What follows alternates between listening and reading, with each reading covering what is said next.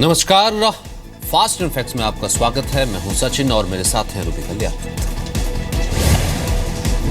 PM Modi का समर्थन और उनकी तारीफ करने के लिए बलूचिस्तान के 3 नेताओं पर केस दर्ज किया गया है।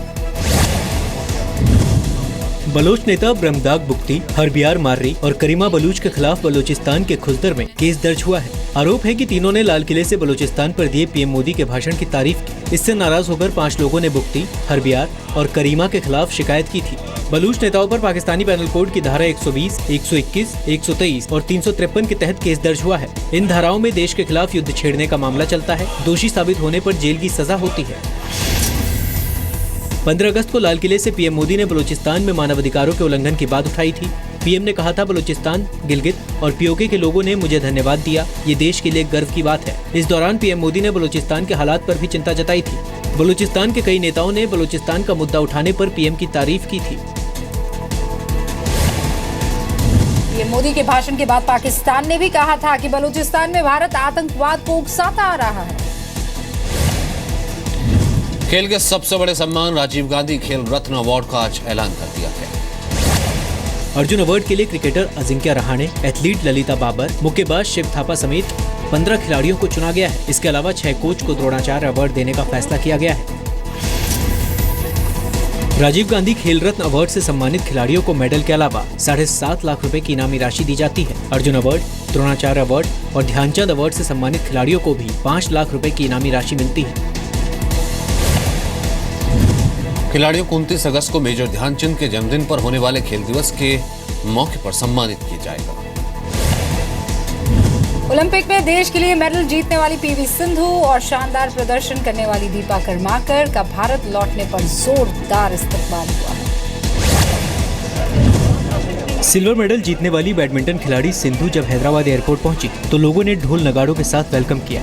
इस दौरान कोच पुलेला गोपीचंद, सिंधु के माता पिता और हजारों लोग भी मौजूद थे। एक डबल डेकर बस में विजय जुलूस निकाला गया। सड़क के किनारे खड़े लोगों ने तिरंगे के साथ सिंधु का स्वागत किया। इसके बाद गचिबोगली स्टेडियम में सिंधु और गोपीचंद का सम्मान किया गया। ये कार्यक्रम तेलंगाना सरकार की ओर से आयोजित किया गया था।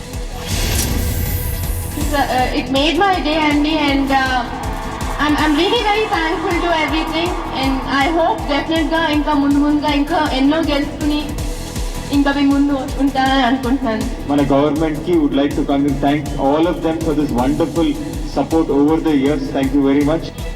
सिंधु के अलावा रियो ओलंपिक में शानदार खेल दिखाने वाली जिम्नास्ट दीपा कर्माकर का अगरतला में जोरदार स्वागत हुआ। एक जिप्सी पर सवार दीपा और उनके कोच को लोगों ने बधाई दी। पीवी सिंधु ओलंपिक में 92 साल में सिल्वर जीतने वाली पहली भारतीय महिला है। 21 साल की सिंधु पहली ऐसी भारतीय महिला खिलाड़ी हैं जिन्होंने सबसे कम उम्र में ओलंपिक में मेडल जीता। सिंधु तीसरी ऐसी भारतीय खिलाड़ी हैं जिन्होंने अपने पहले ही ओलंपिक में मेडल हासिल किया। सिंधु साइना नेहवाल के बाद बैडमिंटन में मेडल जीतने वाली दूसरी भारतीय महिला खिलाड़ी है। ओलंपिक में दीपा कर्माकर भी मामूली अंतर से मेडल जीतने से चूक गई थी और चौथे नंबर पर रही। जेएनयू में साथी छात्रा से रेप का आरोपी और छात्र संगठन आयसा का सदस्य रहा अनमोल रतन अब तक पुलिस की गिरफ्त से बाहर है। अनमोल रतन के खिलाफ एक छात्रा ने वसंत कुंज थाने में रेप का केस दर्ज कराया है। आरोप है कि अनमोल ने छात्रा को फिल्म की सीडी देने के बहाने 20 अगस्त को हॉस्टल बुलाया और नशीली ड्रिंक पिलाकर रेप किया। रेप की शिकायत करने पर अनमोल ने पीड़ित को जान से मारने की धमकी भी दी।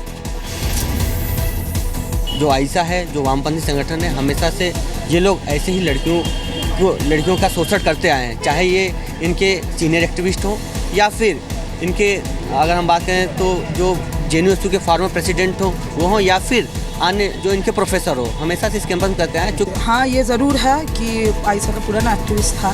हम उसके साथ कोई संपर्क में नहीं है। हमको नहीं लगता हमको उसके साथ कोई संपर्क में रहना चाहिए, उचित है। हमको लगता है कि वो जल्द से जल्द पुलिस के पास जाए। रेप का आरोपी अनमोल रतन जेएनयू में सेंटर फॉर सोशल साइंस से पीएचडी कर रहा है। अनमोल रतन जेएनयू के ब्रह्मपुत्र हॉस्टल के रूम नंबर 335 में रहता है। अनमोल रतन महिला अधिकारों को लेकर भी कई प्रदर्शनों में शामिल रहा है। अनमोल रतन 9 फरवरी को जेएनयू में देश विरोधी प्रदर्शन में भी शामिल था। पुलिस ने आज ब्रह्मपुत्र हॉस्टल में अनमोल के कमरे की तलाशी भी ली है। कश्मीर के हालात पर चर्चा के लिए जम्मू कश्मीर की विपक्षी पार्टियों के दल ने आज प्रधानमंत्री नरेंद्र मोदी से मुलाकात की। जम्मू कश्मीर के पूर्व सीएम उमर अब्दुल्ला की अगुवाई में विपक्षी दल के नेता पीएम मोदी से मिले। जम्मू कश्मीर में पैलेट गन के इस्तेमाल पर फौरन रोक लगाने की मांग की। साथ ही सुझाव दिया कि राज्य के सभी संबंधित पक्षों से बातचीत की शुरुआत की जाए। जम्मू कश्मीर का जो मसला और ख़ासकर आजकल जो घाटी में एक सूरत हाल बनी हुई है, सही तरीके से उसका इलाज खोज के निकालना बहुत ज़्यादा ज़रूरी है। जम्मू कश्मीर में अमन बहाल करने के लिए, जम्मू कश्मीर में ये जो इस वक्त खून खराबा हो रहा है, पत्थरबाजी हो रही है, बाकी हड़तालों की वजह से लोगों की जो है मालो जान का नुकसान हो रहा है, अगर अपोजिशन में ये समझती है कि प्राइम मिनिस्टर और प्रेसिडेंट से मिलके वो इसका कोई हल निकाल सकते हैं, बहुत अच्छी बात है। कश्मीर के बड़े हिस्से में पिछले 45 दिनों से कर्फ्यू लगा हुआ है। पब्लिक ट्रांसपोर्ट पर असर पड़ा है। हिंसा के बाद से बारामूला और बनिहाल के बीच ट्रेन सेवा ठप है। अब तक 65 लोगों की मौत हुई है, 2 जवान शहीद हुए हैं, करीब 7,500 लोग घायल हैं। सीआरपीएफ ने 19 अगस्त को जम्मू कश्मीर हाई कोर्ट में ये कहा था कि अगर पैलेट गन पर रोक लगेगी तो मौत और ज्यादा होगी। जम्मू कश्मीर के बारामूला में सेना ने आतंकियों के छिपने के एक ठिकाने का पता लगाया है। 46 RR और एसओजी बारामूला के ज्वाइंट ऑपरेशन के दौरान आतंकियों के ठिकाने का खुलासा हुआ। इस दौरान आतंकियों के ठिकाने से सेना के कई मोर्टार, 25 मोर्टार बम, 10 grenade, 2 AK-47 manganese, 60 round magazine और एक वायरलेस सेट बरामद किया। सेना के मुताबिक सूबे में एक बड़ी आतंकी वारदात को अंजाम देने के लिए हथियारों को छुपाया गया था। पिछले कुछ दिनों में बारामूला में सेना और आतंकियों के बीच कई मुठभेड़ हो चुकी है। 15 अगस्त को बारामूला के उरी सेक्टर में सेना ने घुसपैठ के दौरान 5 आतंकियों को मार गिराया।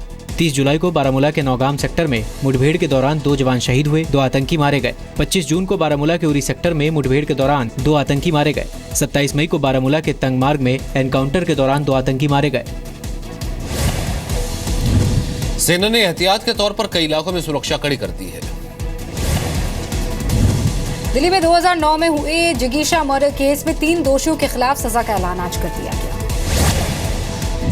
दिल्ली की साकेत कोर्ट ने जिगीशा मर्डर केस के दोषी रवि कपूर और अमित शुक्ला को फांसी की सजा सुनाई है। तीसरे दोषी बलजीत मलिक को उम्र कैद की सजा सुनाई गई, साथ ही 3 लाख का जुर्माना भी लगाया। बहुत सारी कंट्राडिक्टरी स्टेटमेंट हैं, जजमेंट्स को देख के उसको हम देखेंगे, चैलेंज करेंगे और definitely we will approach the honourable high court. 28 साल की जिगीशा घोष नोएडा में एक BPO में काम करती थी। 18 मार्च 2009 को जिगीशा को ऑफिस से लौटते वक्त वसंत विहार में उसके घर के बाहर से किडनैप कर लिया गया। दोषियों ने जिगीशा के ATM और क्रेडिट कार्ड का इस्तेमाल करके सरोजनी नगर मार्केट से खरीदारी की। जिगीशा घोष की लाश 21 मार्च को हरियाणा के सूरजकुंड के पास से मिली थी। 14 जुलाई को कोर्ट ने रवि, अमित और बलजीत को हत्या, अपहरण और लूटपाट की धाराओं के तहत दोषी ठहराया। देश के 5 राज्यों में बाढ़ के हालात पर चिंता जताते हुए पीएम मोदी ने हर मुमकिन मदद का भरोसा दिया है। यूपी, बिहार, उत्तराखंड, राजस्थान और मध्य प्रदेश समेत कई राज्यों में बाढ़ के बाद हालात खराब हैं। पीएम ने चिंता जताते हुए बाढ़ प्रभावित लोगों के लिए प्रार्थना की, साथ ही रेस्क्यू और राहत सामग्री समेत हर जरूरी मदद मुहैया कराने का भरोसा दिया। मैं यूपी, बिहार, उत्तराखंड, राजस्थान और MP में बाढ़ प्रभावित लोगों की सलामती की दुआ करता हूं। केंद्र हर मुमकिन मदद के लिए तैयार है। उम्मीद है हालात जल्द बेहतर होंगे। गृह मंत्री राजनाथ सिंह ने भी कई राज्यों के मुख्यमंत्रियों से फोन पर बात करके हालात का ब्यौरा लिया। केंद्र की तरफ से पूरी मदद का भरोसा भी दिया। राजनाथ सिंह ने सभी बाढ़ प्रभावित राज्यों से रेस्क्यू ऑपरेशन और राहत सामग्री की जानकारी भी ली। यूपी के 24 जिले बाढ़ से प्रभावित हैं। इसमें अब तक 40 लोगों की मौत हो चुकी है। बिहार में 23 जिलों का बाढ़ के बाद बुरा हाल है। अब तक 111 लोगों की जान जा चुकी है। MP में बाढ़ के चलते अब तक 102 लोगों की जान जा चुकी है। 25 जिले बाढ़ से प्रभावित हैं। उत्तराखंड में 13 जिले बाढ़ से प्रभावित हैं। 89 लोगों की जान जा चुकी है। राजस्थान में भी बारिश और बाढ़ से अब तक 6 लोगों की मौत हो चुकी है।